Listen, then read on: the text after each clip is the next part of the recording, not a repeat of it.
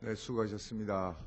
하면서 그 이현성 논란에 관해서는 그래도 예, 그러면 이렇게 하시죠. 대표로 말씀을 한 분에 두 분 중에 누구 한 분? 이원영 의원 양보하시겠습니까? 예, 그럼 최철 의원. 예. 위헌 논란이 만능이 되고 있는 시대에 살고 있습니다. 위헌을 막연하게 위헌 여부, 위헌성 이야기하지 말고 왜 위헌인가를 이야기를 해주시기 바랍니다. 왜? 도대체 헌법제 몇 조 몇 항 위반이다. 일단 관습헌법 위반이다. 헌법 몇 조 위반이다. 이걸 이야기해 주셔야지 막연하게 위헌 여부, 위헌 논란 이야기하시는데 그건 터무니없는 추상적인 공포에 불과합니다. 자, 다시 헌법 판례로 갑니다. 정부는 창조적이고 적극적이어야 할 행정을 담당 수행하는 탓에 그 기구가 전문적이고 방대하여 반드시 한 도시에만 집중하여 소재할 필요는 없고 그랬습니다.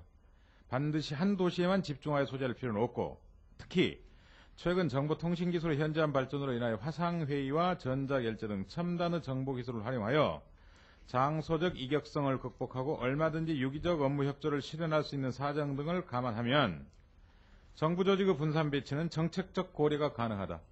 이게 헌재 결정입니다. 정부 조직의 분산 배치는 정책적 고려가 가능하다. 자, 아까 존경하는 조호영 의원님께서 정책 판단에 대해서는 법사위 사안이 아니라고 말씀하셨습니다. 저도 전적으로 동의합니다. 체계나 자구심사안이 저희들 소관이고 체계심사의 한 태양으로 위헌심사 여부가 있다는 것 전적으로 인정합니다. 법사위의 권한을 지나치게 이기적으로 자의적으로 해석해서는 안 됩니다. 이를테면 법안을 늦게 보낼 때는 법사위의 권한이니까 문제 삼고 그 다음에 마치 우리는 우리의 권한인 것처럼 위헌 여부를 핑계 삼아서 정책 판단까지 해야 되는 그런 우를 보면서는 안 됩니다. 그리고 헌법학회 의견을 묻자고 그러시는데 헌법재판소보다 이보다 더한 유권 해석이 어디 있습니까? 헌법 판례보다 더한 가치 있는 결정이 어디 있습니까?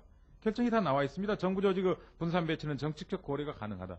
법안 제목이 뭡니까? 전번에 있었던 신행정수도 후속 대책을 위한 행정도시 건설 특별범안입니다. 건설에 관한 절차법 규정입니다. 그리고 이 새로 건설되는 행정도시의 법적 성격이나 지위에 대해서는 나중에 정한다고 분명히 밝히고 있습니다. 절차적인 성격의 법률입니다. 헌법학회 유권에서 물을 필요도 없습니다. 헌법재판소가 이토록 선명하게 이야기해줬는데 그 기준에 따라서 법안이 만들어 왔는데 더 이상의 위헌 논란은 필요가 없고 정부 조직의 분산 배치는 정책적 고려에 불과하기 때문에 이건 저희들이 심사해서는 안 됩니다. 그 다음에 한 가지만 더 말씀드립니다. 의회 민주정치는 곧 정당 정치라고 있습니다. 정당 민주정치라고 있습니다. 저희들이 특위를 설치하는 데 동의했습니다. 특위를 왜 동의했습니까? 특위의 결정을 존중하겠다는 의미입니다. 그 다음에 양당이 합의로 안을 만들어서 각 당에 돌아가서 동의를 받았습니다. 그게 바로 정당 민주정치고 곧 의회 민주정치입니다. 그런 결정들이 존중되지 않는다면 도대체 당론 형성이 무슨 필요 있고 여야 간의 합의가 무슨 의미가 있습니까? 이건 스스로 우리들이 입버릇처럼 말하는 민주주의를 사실상 포기하거나 무시하는 처사에 불과합니다. 따라서 결론적으로 말씀드립니다. 더 이상의 위헌 논란은 불필요한 거고 만일 위헌 논란이 필요하다면 제 몇 조 위반이라는 걸 분명하게 제기해 주시길 바라고 그런 논란이 더 이상 없는 이상은 더 이상의 논란의 종집을 찍기 위해서라도 표결 처리해 주시기를 간곡히 희망을 합니다. 이상입니다. 자, 그리고 잠깐요. 지금 다른 법안에는 문제점이 없습니까? 예?